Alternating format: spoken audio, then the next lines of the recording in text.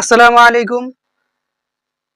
আমরা অনেকেই আছি সেহরির সময় এই ভুল কাজটি করে থাকি, যে ভুলের কারণে আমাদের রোজা হয় না।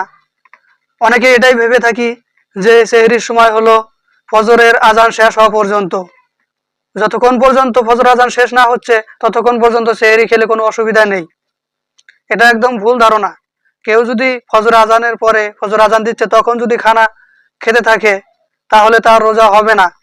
সেহরির সময় হলো সুবহ সাদিকের আগ পর্যন্ত, আর ফজরে আজান দেওয়া হয় সুবহ সাদিকের মধ্যে। তাই কেউ যদি এই আজানের সময় খানা খায়, সেহরি খেয়ে নেয়, তাহলে তার রোজা হবে না। তার জন্য রোজাকে কাজা করা ওয়াজিব হয়ে থাকবে। আমরা সবাই আজানের কমসে কম 4-5 মিনিট আগে সেহরি খেয়ে নিব। আল্লাহ তাআলা আমাদের সবাইকে